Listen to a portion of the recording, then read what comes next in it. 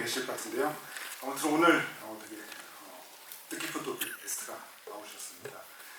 시간이 부족할 것 같아서 빨리 소개하도록 하겠습니다. 오늘 대화를 함께 해주실 우민호 감독님, 김성수 감독님, 그리고 박훈 배우를 모시겠습니다. 큰 박수로 맞아주세요.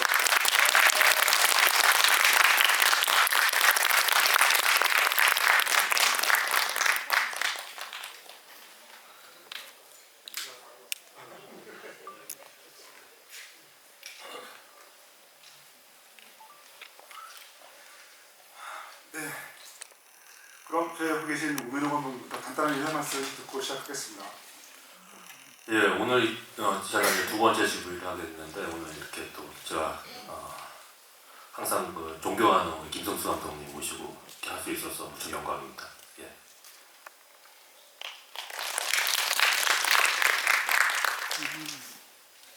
네, 이렇게 늦은 시간까지 또 극장에 와주시고 또 이렇게 집위까지 참여해 주셔서 진심으로 감사드립니다. 오는 길이 엄청나게 설레이더라고요.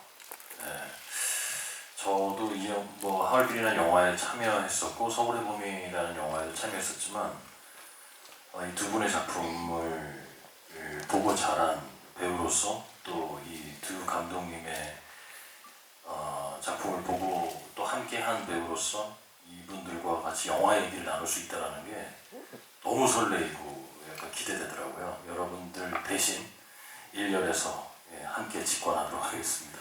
많은 즐거운 시간이 됐으면 좋겠습니다. 감사합니다. 안녕하세요. 김성수입니다. 제가 지난 연말에 봤던 가장 감동스럽고 또 너무나 재밌게 봤던 하얼빈이라는 영화하고 또 제가 좋아하는 우리 우민호 감독님 또 저는 이제 친하다고 생각하는 박훈 배우 또 우리 주종철 선생님하고 같이 이렇게 이런 귀한 자리를 오게 돼서 너무 영광스럽고 또 오늘 자리가 하얼빈이라는 훌륭한 작품에 대한 재미있는 얘기들을 나누는 그런 귀중한 시간이 됐으면 하는 바람입니다. 감사합니다. 네, 저도 오늘 굉장히 기다려온 시간이었는데요. 사실 서울의 봄과 이 하얼빈은 굉장히 중요한 같은 날짜에 벌어진 일을 그리고 있죠. 그러니까 하얼빈이 1909년 10월 26일을 향해서 달려가는 영화였다면 또 서울의 봄은 그로부터 70년 뒤죠.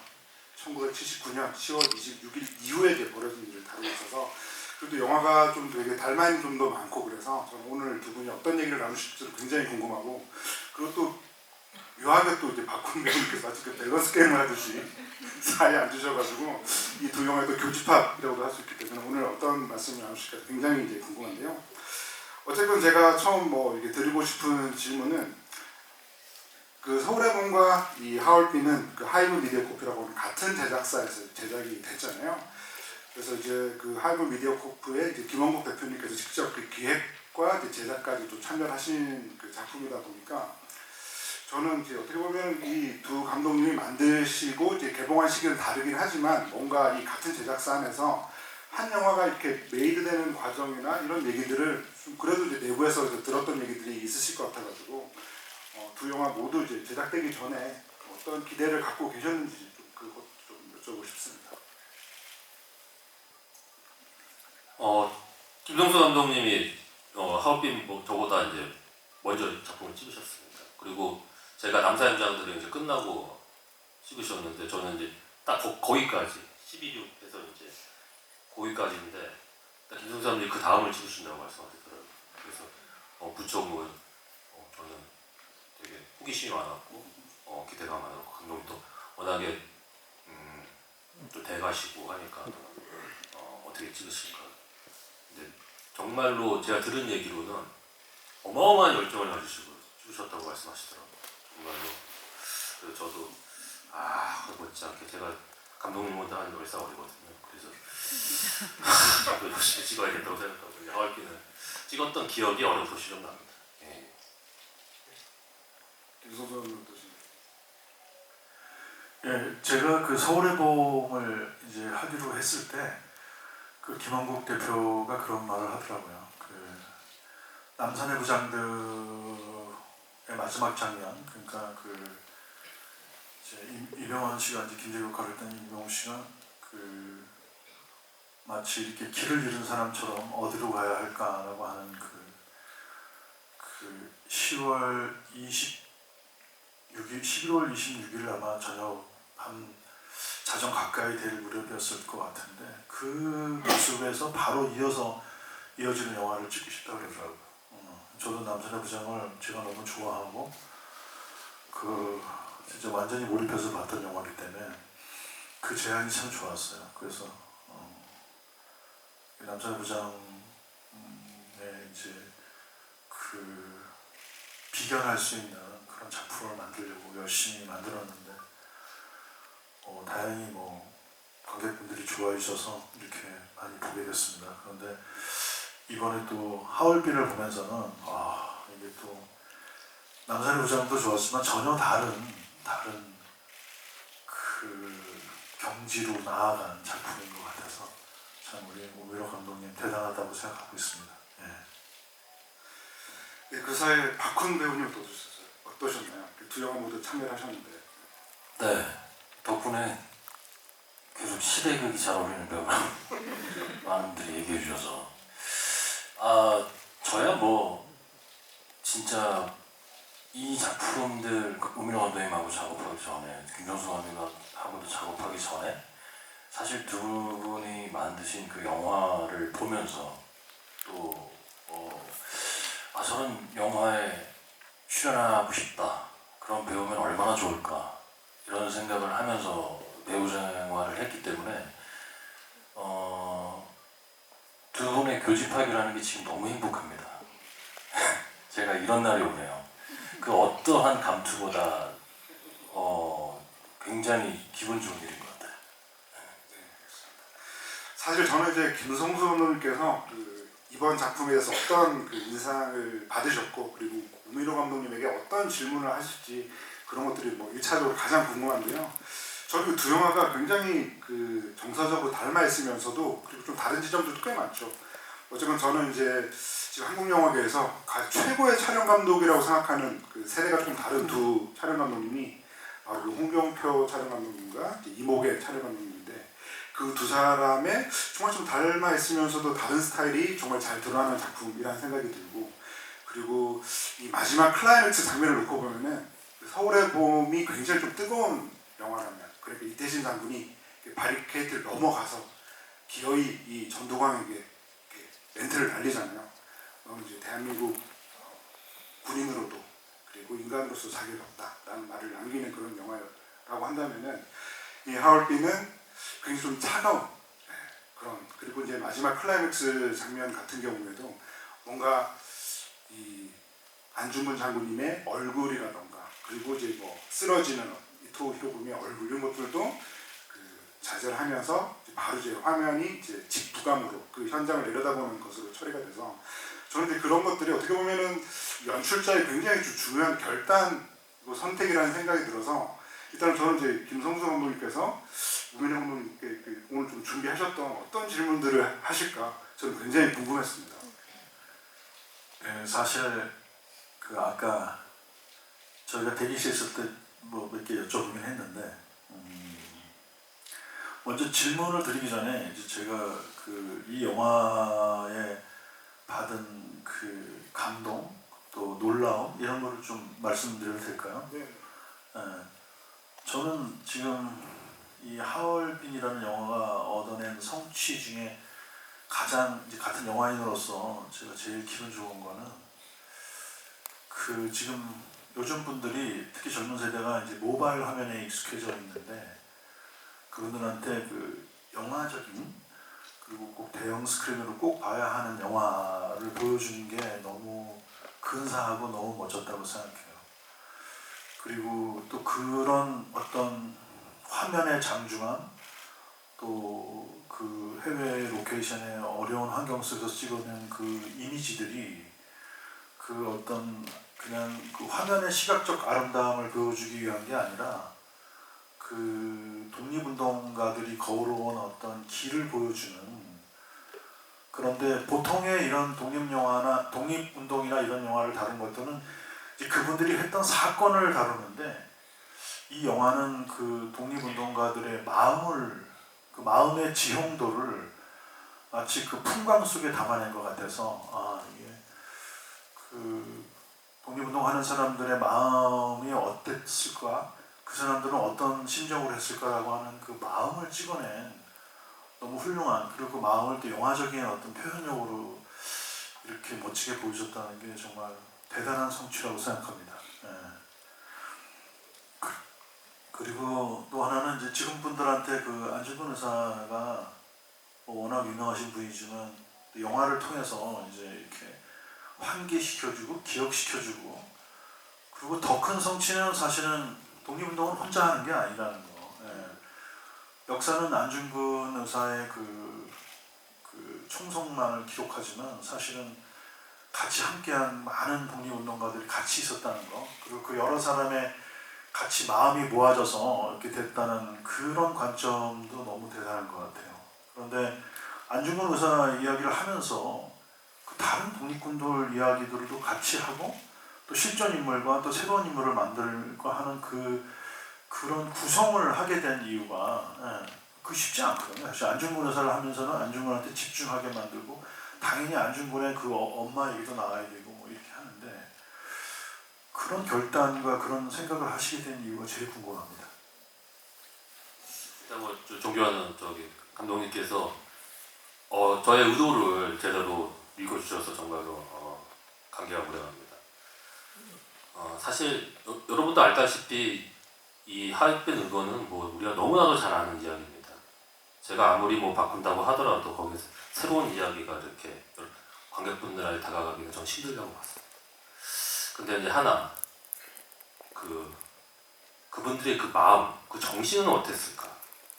그게 저한테는 되게 화두였고 중요했습니다. 그걸 어떻게 이 영화에 그래도 잘 담아낼 수 있을까, 그런 고민들 되게 많이 했던 것 같아요. 촬영 감독님이랑 우리 스태프들, 배우들이랑 같이. 근데 그런 게 이제 중요했던 영화였고, 그리고 지금 이제 감독님 질문하신, 제가 이제 안중근 자서전과 여러 가지 이제 독립운동가들의 서적 자료들을 이렇게 봤을 때, 특히 자서전 읽었을 때도 그렇고, 이게 전 혼자 한 게 아니라고 생각을 했습니다. 그 안중근 의사가 하얼빈에서 그 총을 당기기까지 정말 수많은 동지들의 어떤 희생과 헌신 그 위에서 할 수 있었다고 그걸 느꼈고, 그래서 저는 이 영화를 보면서 관객분들이 제가 느꼈던 감정이기도 한데요. 점점 만들어가면서도 느꼈고 처음부터 이제 생각했던 건데, 어떤 그분들의 어떤 헌신과 희생에 대한 어떤 고마움도 있겠지만, 그보다는 더 미안함을 더 느끼는 영화가 됐으면 좋겠다는 생각을 했어요. 저는. 그래서 이 영화를 통쾌하게 찍을 수가 없었습니다. 그래서 좀 그들의 마음과 그런 정신을 좀 처절하게 담아야겠다, 그런 생각들을 많이 하고, 그거를 이제 어떤 되게 장엄하고 좀 숭고하게 좀 담아야겠다는 생각에서 그런 어떤 장엄한 막 광활한 그런 어떤 자연을 막 쫓아다녔던 것 같아요.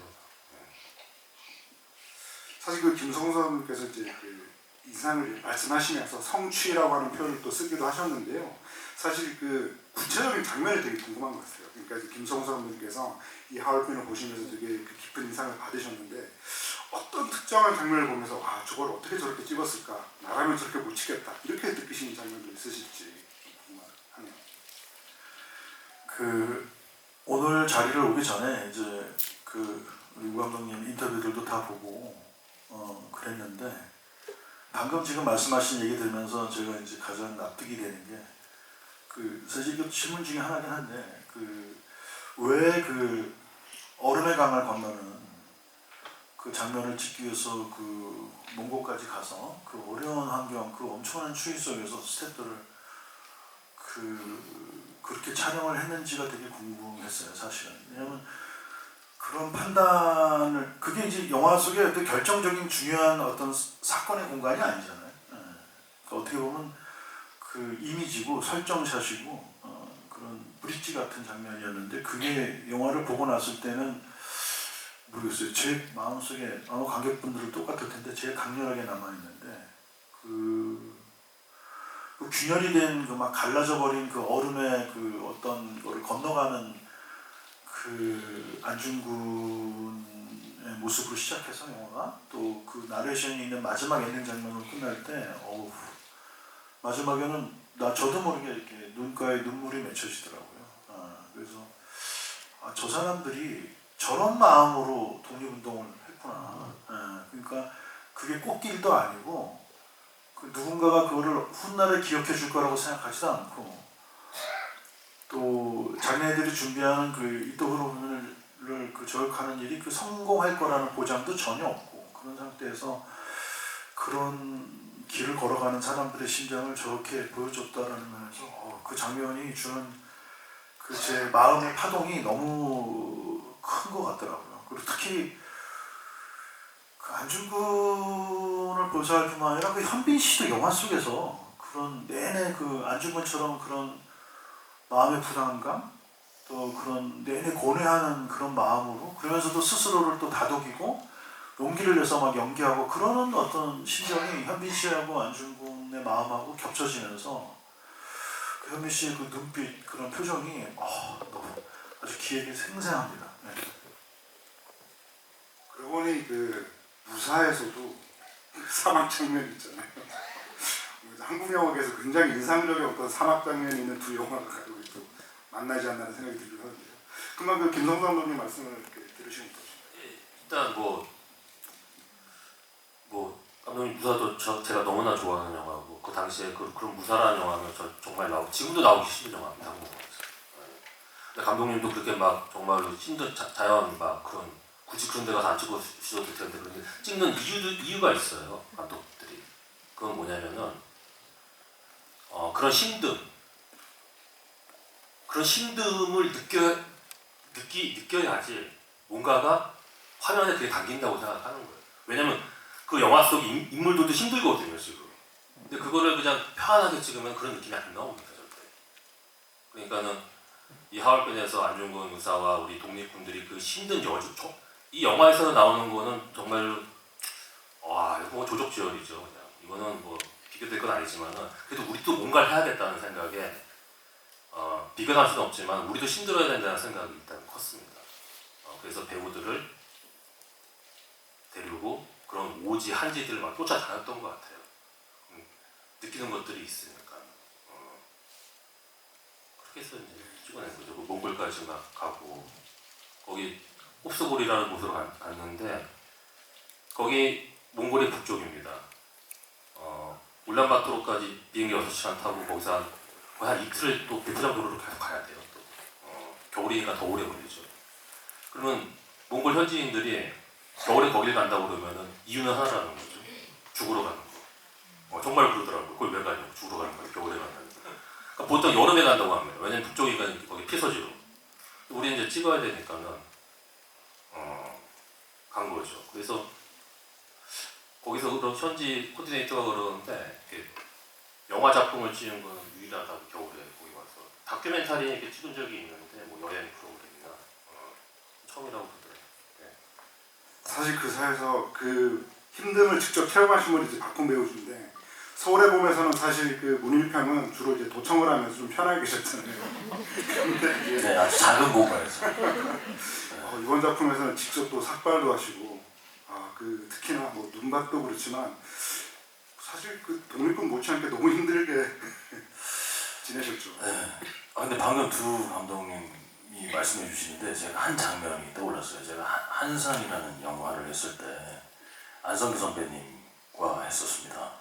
그래서 이렇게 대기 시간에 이렇게 길어지니까 제가 선배님한테 선배님 많이 심심하시죠? 이렇게 말씀을 드렸더니 선배님이 야 이건 왜 기다린 것도 아니야. 내가 무사할 때 이렇게 하면서 무사 얘기를 막 해주셨어요.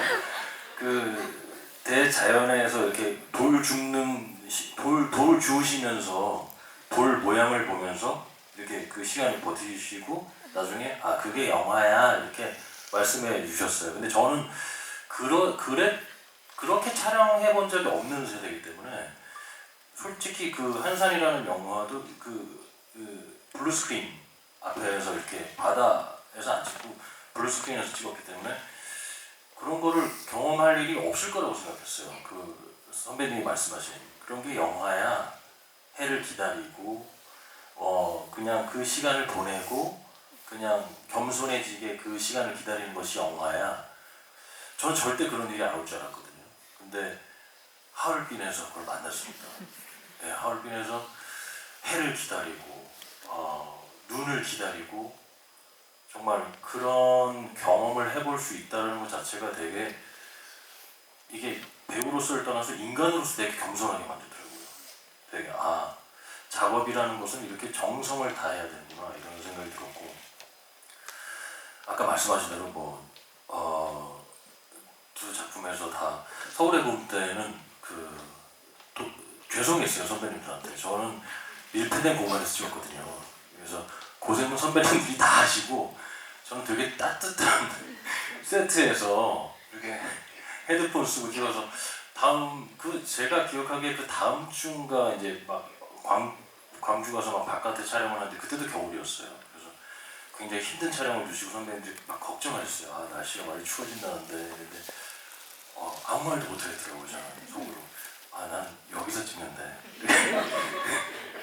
그래서 그 어느 때부터 좋은 컨디션으로 촬영을 했던 기억이 나고 또 우민호 감독님하고 찍을 때는 정말 빌런이고 정말 그 라트비아에서 찍을 때 아까 감독님도 살짝 여쭤봐 주셨는데 그 마차씬, 액션씬 이런 거 찍을 때 사실 생각보다 로케이션이 순탄하게 진행이 되지만 저희한테 주어진 여건의 시간이 그렇게 많진 않아요.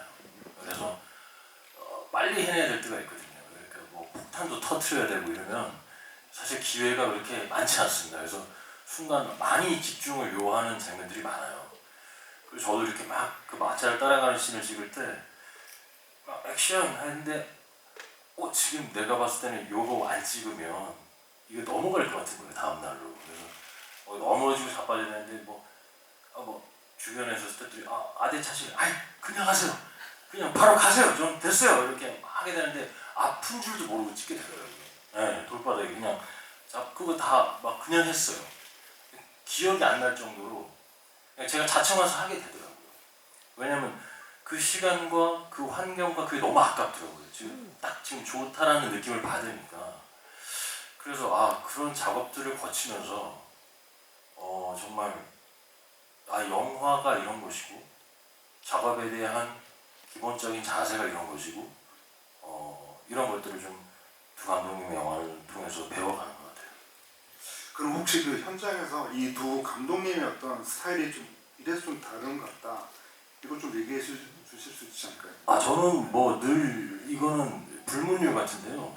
전 세계 저도 배우를 하기 전에 여러 직업을 거쳤습니다. 알바도 하고 이렇게 많은 직업을 거쳐봤는데 제가 단언코 얘기하지만 그 감독님들이 스태미나가 제일 좋으신 것 같아요. 정말 현장에서 이렇게 스태미나 좋은 분들을 지치질 않으세요. 두 분 다 되게 공통돼요. 그러니까 촬영이 끝날 때까지 지치지 않으세요. 절대로. 그 지친 모습을 본 적이 없어요. 아프셔도 그냥 하시고 정말 어떻게 저렇게 스태미나 좋지? 저는 한 씬하고 나면 녹초가 되거든요. 정말. 그래서 들어가서 왜 이렇게 힘들지? 이게 나이가 들었는데 감독님들이 너무 스태미나 좋으니까 거기서 티도 못 내겠고 눈치를 계속 보고 있고 그리고 되게 인상 깊었던 건 하얼빈 하면서 중간에 감독님이랑 이제 중간에 술을 마실 기회가 있었는데 눈이 정말 눈이 약간 부어 계시는 것 같은 느낌이 들어서 술 마시는데 그런 말씀 하시더라고요. 그래서 눈이 많이 부어 계세요? 그러니까 우셨대요. 그 독립군들이 막 고초를 겪는 장면 이렇게 찍고 거기에 희생된 이런 사람들 이런 내용을 찍은 다음이었는데 감독님이 오늘 그런 장면들을 찍으면서 본인도 데이라는 영화를 하기 위해서 본의 아니게 나 때문에 상처받고 날 위해서 희생한 사람들이 있을 텐데 그런 생각들이 갑자기 들면서 눈물이 갑자기 나더래요. 그러니까 그거 대학가겠습니까? 예, 감독님이 그때 그렇게 말씀을 하시고 그 형수님한테 전화해서 엄청 우셨다고 저한테. 아 그래서 그거 힘들어서 울었어요. 네. 아 그런 마음도 있었는데 네. 너무 힘들더라고요. 그래서 그 얘기를 듣고 아 그래 저런 마음이 있어야 수장으로서 이 영화를 끌는 힘이 생기는구나 이런 생각이 들었고 또 청수 감독님하고 작업할 때 제가 아직도 잊혀지지 않는 그 첫 회식에서 배우들이 이렇게 딱 있는데 전체 회식이었거든요. 감독님이 이제 뭐 이런저런 얘기하시다가 저희 스태프들한테 잘해주십시오. 저는 항상 최고의 스태프들과 일합니다.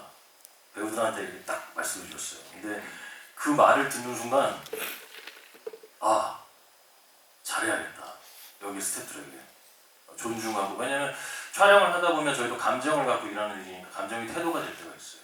가끔 이렇게 예민한 씬들을 찍거나 이랬을 때 본의 아니게 이렇게 툭툭 말이 나가거나 이렇게 할 때가 있거든요.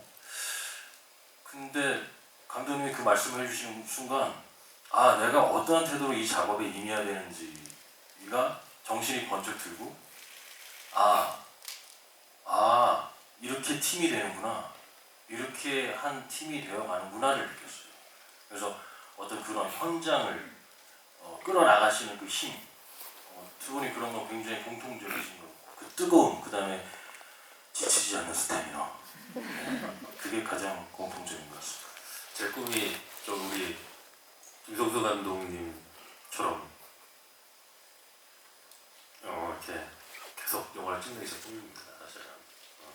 그래서 저도 이제 김성수 감독님 그 워낙 열정적이신 걸 이제 워낙에 한국 영화의 레전드시고 들었는데 그래서 여기 올 때 살짝 다시 한번 찾아봤어요, 감독님 이력을.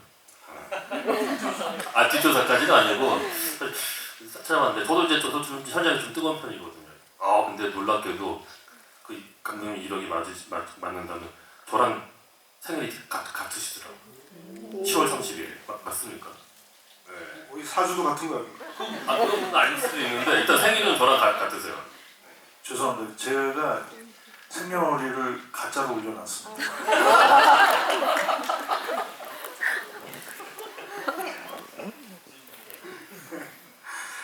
그리고 또 이제 아까 김성수 감독님께서 그 영화에 대한 그 인상을 말씀해 주신 가운데 안중근 장군님 외의 캐릭터들에 대한 얘기도 좀 언급을 해주셨어요. 그래서 그 외 다른 캐릭터들 중에서 좀 콕 집어서 좀 얘기하고 싶은 캐릭터가 있으신지도 여쭤보고 싶습니다.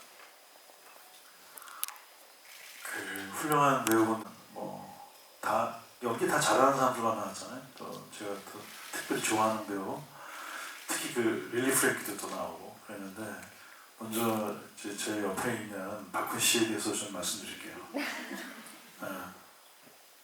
그 제가 아까 하얼빈을 그 영화적인 영화라고 했는데 이게 좀 표현이 좀 그렇지만 우리가 또 어떤 사람한테도 인간적인 냄새가 난다 이렇게 하듯이 그 훈 씨는 좀 배우 같은 배우라는 생각이 들어요. 저도 어렸을 때 연극을 먼저 시작하고 그 다음에 영화를 했는데 그때 제가 생각했던 막연히 생각하는 저런 사람이 배우야라고 하는 그런 제가 머릿속에 그리는 배우의 모습이랑 되게 비슷하더라고요. 그 원래는 저랑 친한 이제 추창민 감독이 저한테 추천해서 이제 같이 만나게 됐는데 박훈 씨가 이러면서는 자기가 해야 되는 캐릭터 또 대사 상황 이런 거에 대한 몰입이 엄청나요. 그래서 마치 자기가 연기해야 될 캐릭터를 어금니에 깨물고 아주 이렇게 연기하는 느낌이 들어서 이렇게 대사를 한마디 하거나 눈동자를 쳐다볼 때 마치 그 캐릭터의 어떤 그 혈흔들이 펴져서 나오는 그런 느낌을 받아요. 그래서 저 배우가 정말 이렇게 온몸으로 자기 캐릭터를 자기한테 투영해서 하는 연기구나 이런 생각이 들었고 근데 이번에 영화 하면서도 이제 악당이 별로 많이 안 나오네 라는 생각이 들었는데 이 모리 다소라는 악당 혼자서 그 엄청난 우리 독립군 역할을 했던 수많은 배우들을 다 상대할 정도로 강력한 느낌의 그 빌런을 연기했다고 생각해요. 그거는 이제 아마 우 감독님이 이 빌런 설정이 그 상징적인 그 이토우로 말고 오리다소 하나로도 이 독립군들 전체를 맞서는 그런 상대 역으로서 충분하다는 그런 게 느껴지셔서 아마 그렇게 한 것 같은데, 저도 박군 씨는 그 에너지와 그 힘이 너무 대단해서 앞으로도 또 어떤 작품에서 어떤 역할을 할지가 너무 기대됩니다. 그러면서 박군 씨 정말 너무 멋있었던 것 같아요. 그리고 개인적으로 뭐 박정민 씨도 좋아하고, 아까 이제 그 대기실에서 제가 그 이제 이창섭을 연기했던 이동욱 씨 얘기도 하고 그랬는데, 물론 현미 씨도 있고 전영 씨도 있는데, 저한테 너무 인상적이었던 거는 그 이제 김상현 역할을 했던 조우진 씨. 스테이크 먹방 얘기를 많이 해요. 그쵸, 스테이크 먹방 그 지금 툭 고기를 던져주니까 그거를 막 먹는 그 눈물을 흘리면서 한 장면은 뭐 아마 한국 영화의 명장면으로 남을 것 같습니다. 그리고 또 그 최가구 역에서 그 이제 박정민, 우덕순하고 둘이 같이 이제 있으면서 그 자기를 실토하는 장면에서도 그 장면 보면서 저 장면 찍고 싶다. 연출자로서 너무 좋은 장면 보면 나도 저걸 찍고 싶다 그런 마음이 들거든요. 그 장면에서는 그 두 배우의 그 연기가 너무 멋졌습니다. 지구에 오셨으니까 이제 비하인드를 조금 하나 풀자면, 감독님 지금 얘기하셨으니까 그 장면을 비하인드가 있습니다.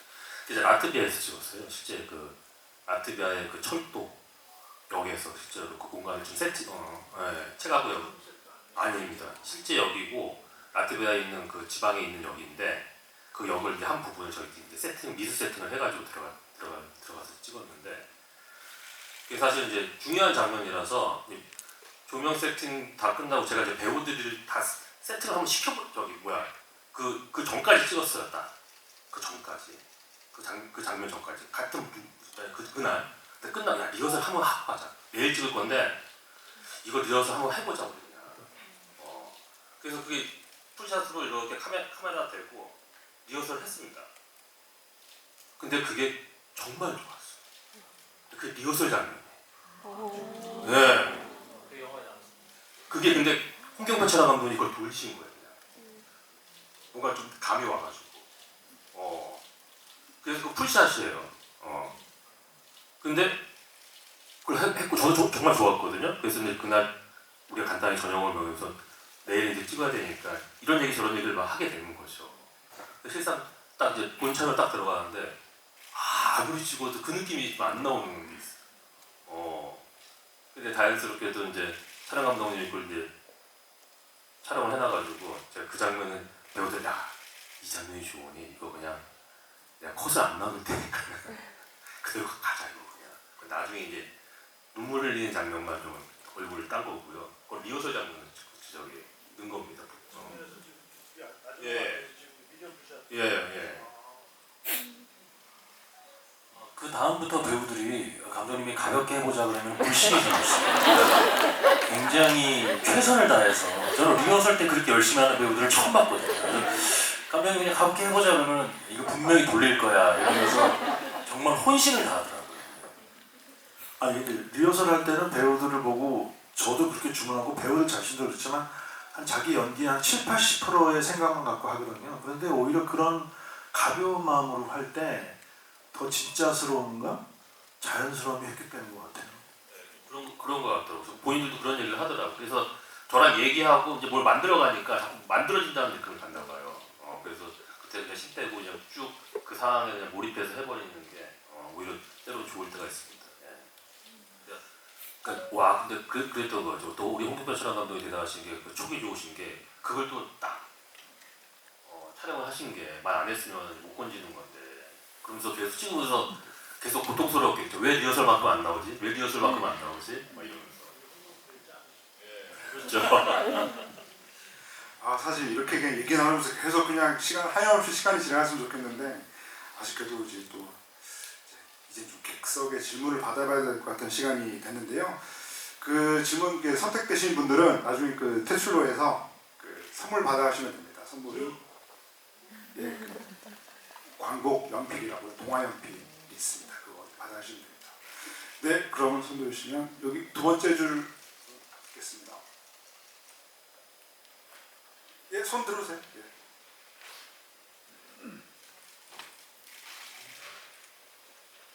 네, 감사합니다. 저 우민호 감독님께 질문 드리고 싶은데요. 하얼빈에 나오는 등장인물 중에 이창섭에 대해서 어디 계시죠? 그분 때문에 안 보여요. 이제 말씀하세요.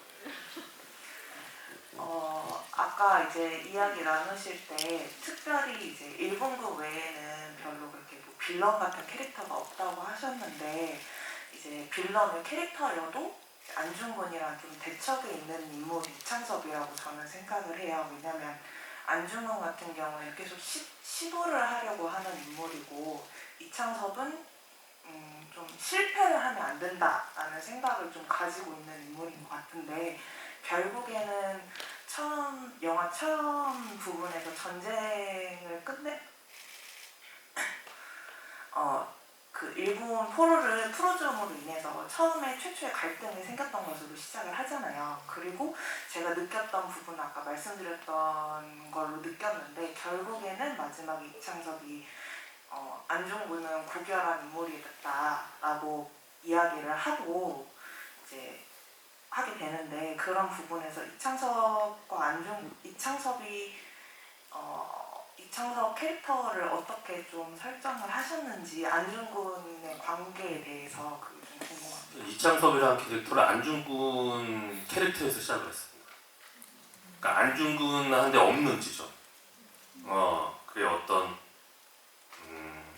안중근은 자기 원칙이라는 걸 되게 중요시 여기죠. 그래서 이창섭한테의 원칙은 이기는 게 원칙입니다. 그 과정에서는 뭐라도 상관없다는 거죠. 근데 그건 안중근이 할 수 없는 지점인데 그래서 그 안중근에 없는 거를 제가 그대로 가져온 거죠.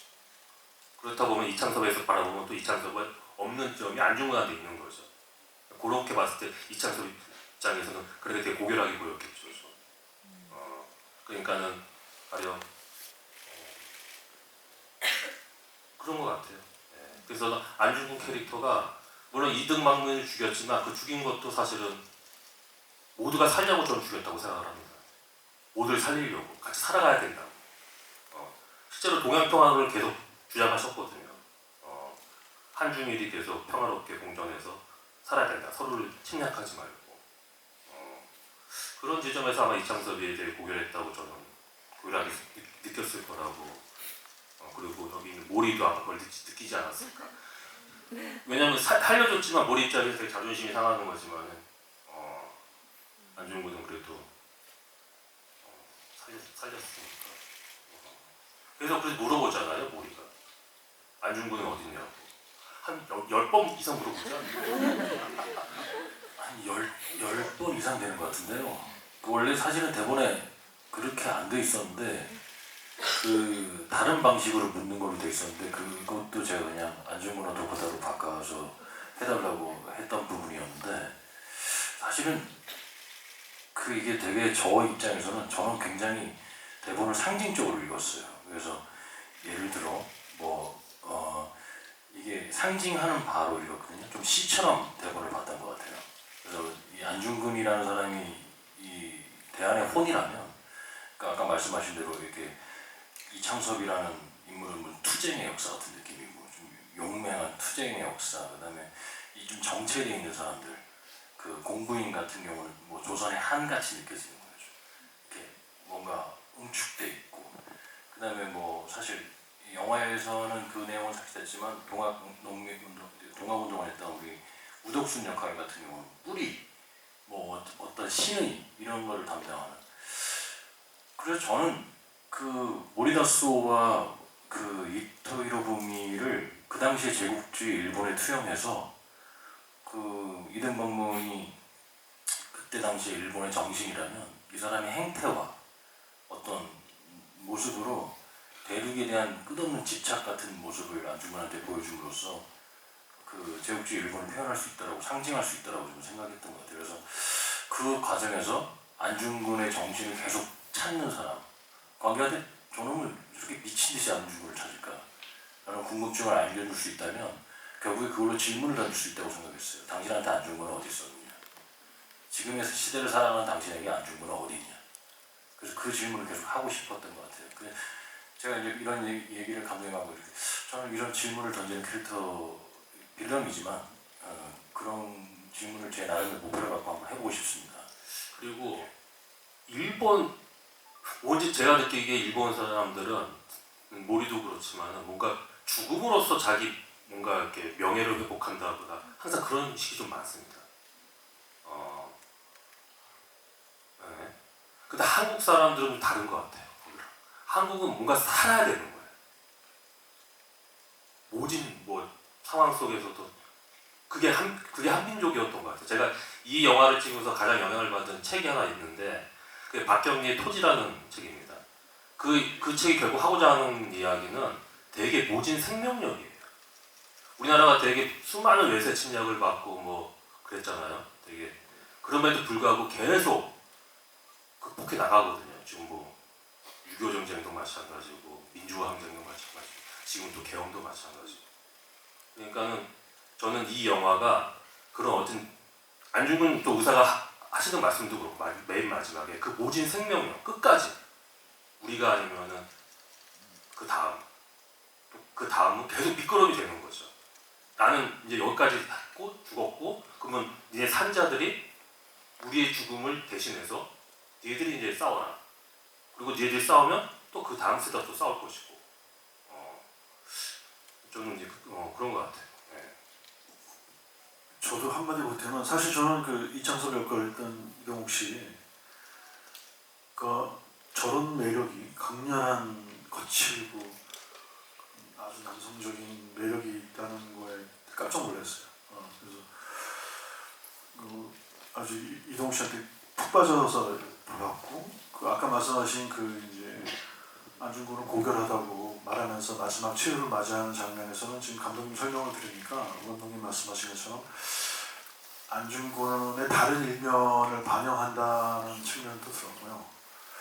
그래서 그 말씀을 들으면서 제가 영화를 보면서 느꼈던 것 중에 하나가 지금 그 박훈 씨가 안중근이 어디 있느냐라고 얘기할 때 저는 어떤 느낌을 받았냐면 그 모리를 살려준 사람이잖아요. 자기 생명을 살려주고 사실 그것 때문에 이제 그 안중근의 고난이 시작됐는데 자기를 도와준 사람을 사실은 더 증오하고 미워하고 붙잡으려고 하는데 영화 속에서 저 모리가 안중근을 잡아서 그러면 죽일 건가? 살려줄 건가? 뭐 이런 생각을 하면서 보다가는 나중에 그게 반복되니까 그 모리라는 사람이 갖고 있는 마음속에 그 어떤 완벽한 인간?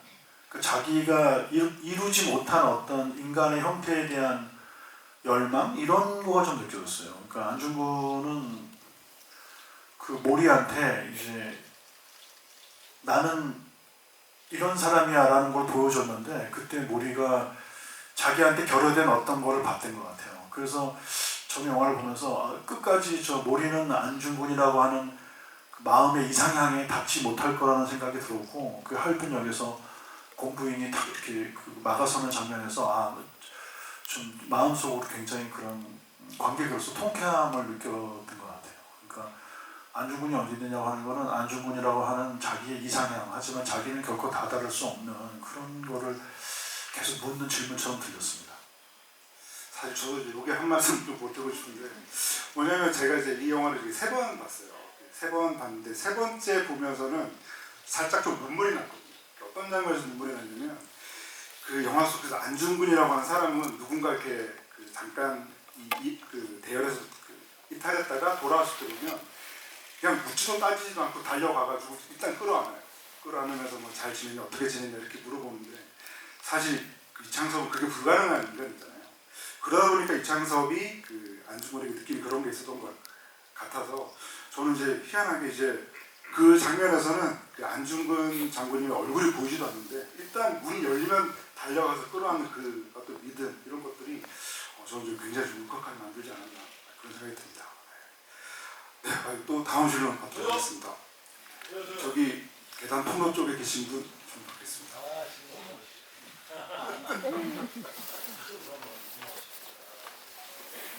안녕하세요. 우민호 감독님한테 질문 드리고 싶은데요. 여기 있습니다. 네.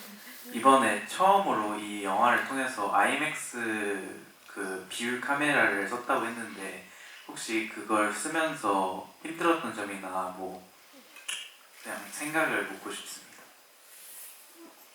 힘들었던 건 없었고 저한테는 되게 운이 좋았던 것 같아요. RE65라는 카메라를 썼는데 사실 그런 카메라를 감독으로서 제가 영화를 언제까지 찍을지 모르겠지만은 이번에 썼다는 건 저한테 큰 행운으로 다가왔고, 그리고 제가 사실은 그 전작에서 항상 보면은 이렇게 인물의 단독샷들이 많습니다. 이렇게.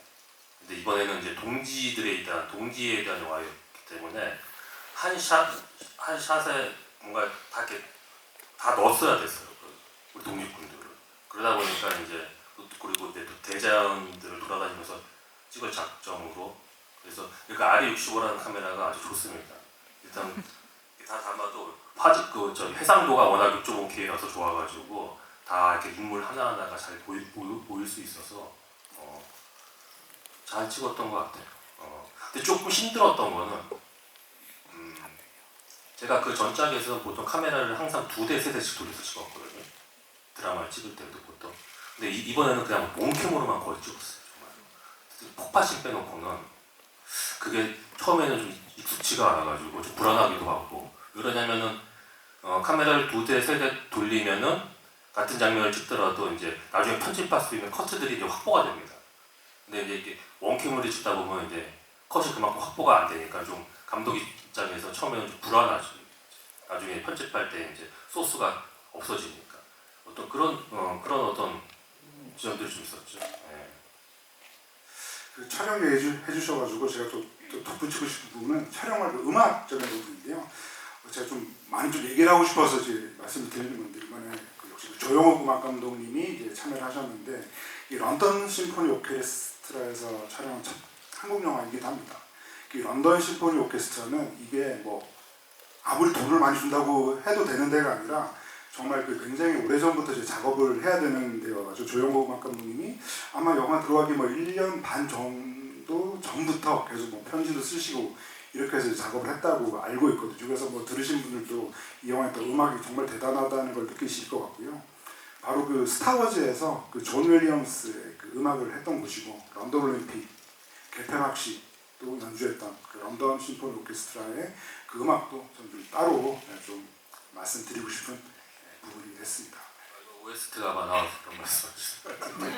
근데 음악 들을만 하죠. 사실 되게 런던 심포니가 했고 운 좋게도 그것도 스케줄이 맞춰서 한 거예요. 그게 뭐 된다고 뭐 돈 있다고 하는 것도 아니고, 그리고 그 레코딩 자체를 그 비틀즈가 했던 그 에비로드라고 있어요. 거기서 그 스튜디오에서 되게 했기 때문에 아마 뭐 음악은 아마 들으실, 나중에 또 우리 음악 감독님이 또 에피로도 내려고 하시니까. 네, 또 다른 줄 받도록 하겠습니다. 네, 저기 세 번째 줄. 박훈 배우님께 질문 드리고 싶은데요. 그 우민호 감독님 전 작품인 그 남산의 부장들도 같이 하셨잖아요. 그때랑 그 지금 하얼빈 같이 찍었을 때 어떤 점이 좀 달랐는지. 굉장히 달랐다라고 보시면 될 것 같아요. 왜냐하면 그 남산의 부장들을 그 감독님과 찍을 때는 제가 영화 작업에 대한 경험이 많지 않을 때였어요. 그래서 사실은 경험도 많지 않은데 하필 대배우 또 이병헌 선배님과만 찍는 씬이었어요. 그 한 4-5씬이. 그러니까 정말 긴장을 너무 많이 했고 막 숨이 막힐 정도로 항상 좀 이렇게 긴장하고 이렇게 현장에 갔던 것 같아요. 그래서 감독님을 받은 기억이 많지 않아요. 제 기억에. 그 정도로 생각이 안 날 정도로. 감독님도 힘든데, 감독님도 저한테 너무 대감독님이고 이렇게 좋은 작품들을 많이 만들어주시고 이랬는데, 그래서 뭐 영화적으로 봤을 때 편집으로 이렇게 이렇게 안 나오긴 했지만 그 작업이 저한테 굉장히 큰 밑거름이었어요. 왜냐면 내가 병원 선배님 같은 대배우와 이렇게 해본 것과 그 경험과 그다음에 영화를 나중에 남자의 부장들을 봤을 때 너무 멋진 거예요, 영화가.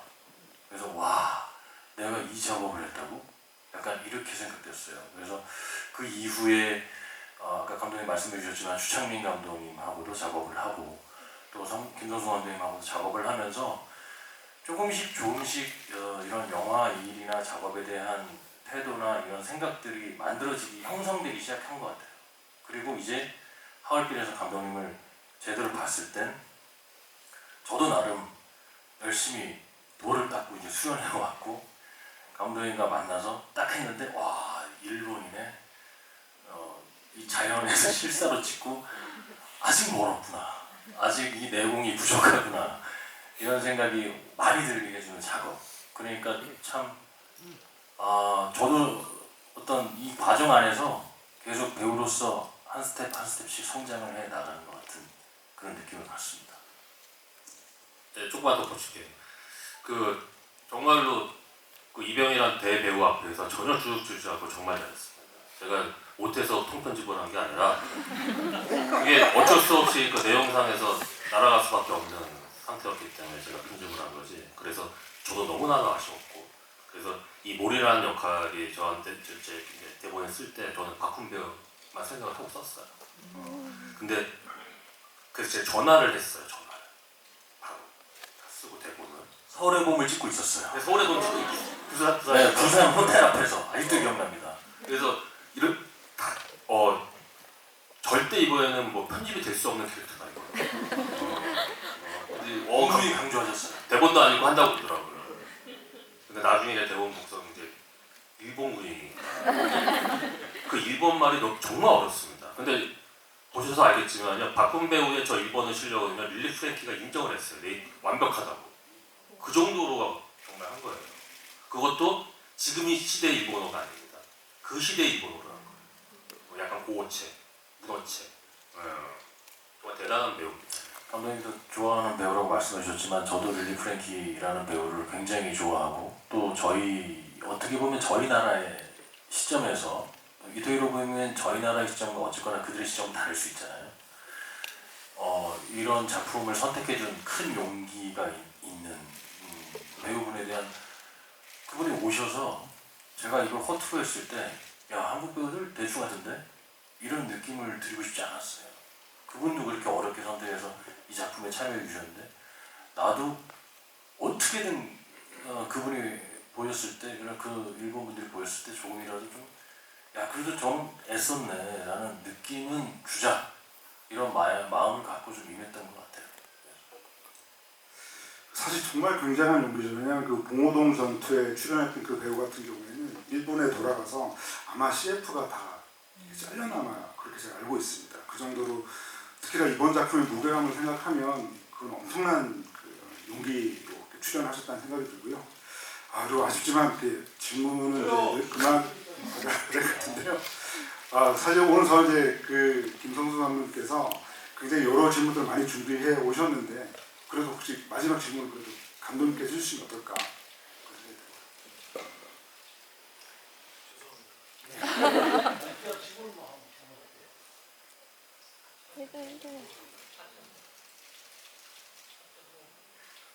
네, 그러면 짧게 해주시죠. 네.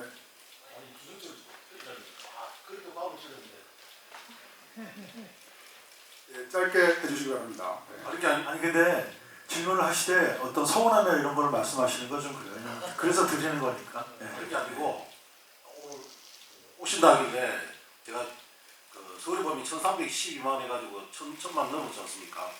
그 넘게 된 배경이 이제 제가 오기 전에 한번 몇 번을 N차 간다는지 한 23일 정도 했더라고요, 서울에 보면. 근데 지금 하얼빈 같은 경우는 제가 25회 정도를 N차 가려고 하고 있는데 집이도 지난 8일날 홍경도 찰리 감독 온대가지고 저 집이 참석했습니다. 근데 궁금한 게 이제 김성 감독님이 하게 뭐냐면 저희들 볼 때도 했는데 마지막에 이태신 장군이 바리케이트를 넘어가는 장면 원래는 사실은 서로 보면 역사에 그런 내용이 없는데 그걸 의도하게 된 이유가 뭔지 그게 진짜 궁금했거든요. 그걸 좀 궁금해서 질문드렸습니다.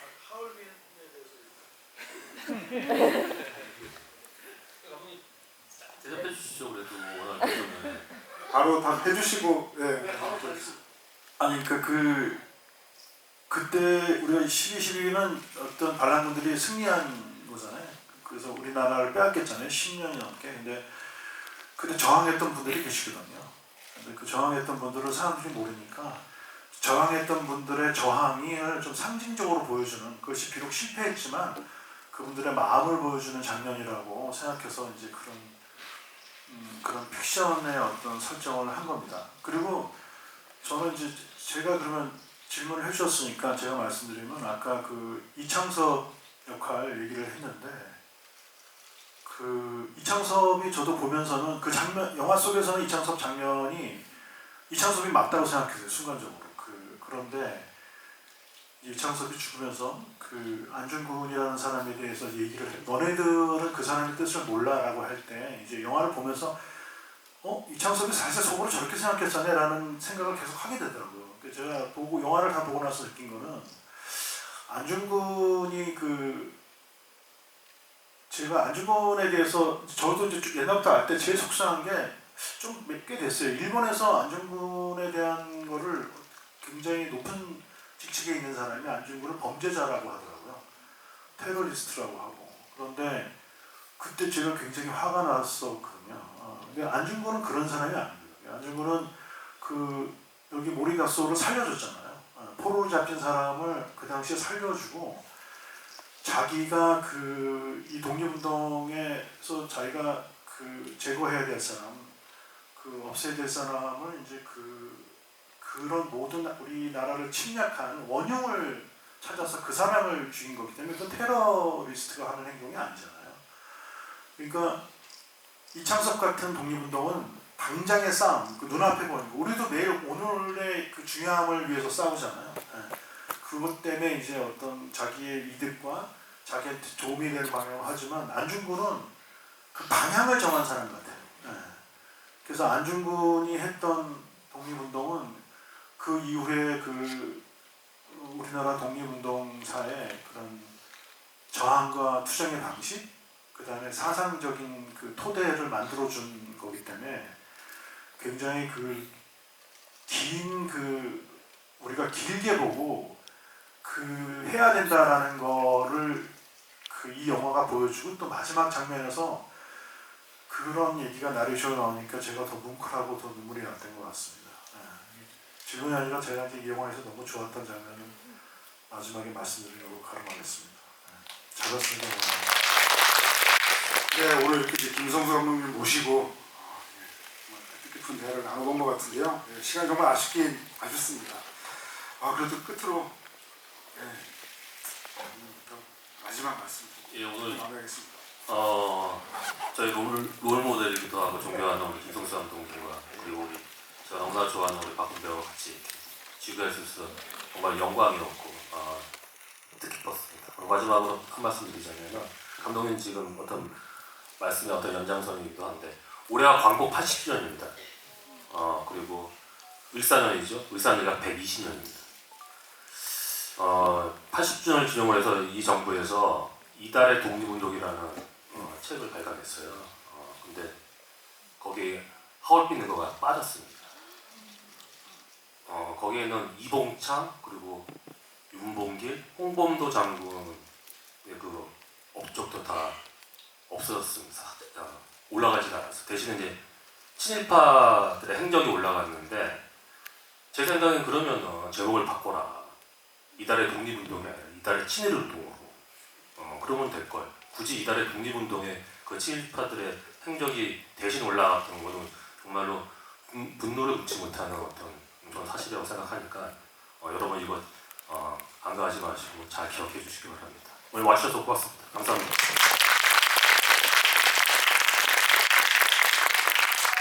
네, 그 늦은 시간까지 또 영화 관람해 주시고 또 이렇게 집이 함께 해주셔서 너무너무 감사드립니다. 제가 오늘 갖고 온 설레임만큼의 즐거움과 또 유익함을 가지고 돌아가셨으면 좋겠습니다. 그리고 제 집이나 이런 거 할 때마다 느끼는 건데, 극장은 지금 위기다, 이런 얘기를 많이 듣게 돼요. 영화하면서 참 관객 여러분 한 분 한 분이 얼마나 소중한지 새삼 더 느끼게 되는 요즘입니다. 제 기준에서. 그런데 이렇게 집이하고 나면 이렇게나 영화를 사랑해 주시는 분들이 많구나 하는 생각 때문에 희망을 찾습니다. 다시 한번 와주셔서 진심으로 감사드리고 그리고 제가 너무 존경하고 좋아하는 감독님 영화에 나오는 배우라는 걸 꼭 기억해 주시기 바랍니다. 감사합니다. 저는 아까 길게 얘기해서 하얼빈은 꼭 극장에서 봐야 돼요. 저기 아까 선생님도 20번 넘게 보시다 그러는데 또 너무 감사하고 그리고 반복해서 봐도 너무 재밌고 너무 근사하고 너무 매력적인 그 작품입니다. 여기 하얼빈을 사랑하는 분들이니까 여기 이 자리에 와주신 건데 여러분들도 그 사랑의 마음을 주변 분들에게도 더 말씀해서 하얼빈은 꼭 극장에서 꼭 봐야 된다고 말씀해 주시면 정말 감사하겠습니다. 여러분 감사합니다. 네, 1년 전에 서울의 봄 그리고 작년 말에 이 하얼빈 이 두 영화가 없었으면 지금 한국 영화가 얼마나 허전했을까 그런 생각이 저는 문득 들더라고요. 그리고 새해가 됐죠. 2월 7일 하얼빈 동계 아시안 게임이 열리는데요. 하얼빈은 그때까지 계속 사용될 것 같습니다. 입소문 많이 해주시고 애차 관람도 해주시기 바랍니다. 네, 오늘 함께 해주신 세 분께 큰 박수 드리면서 마무리.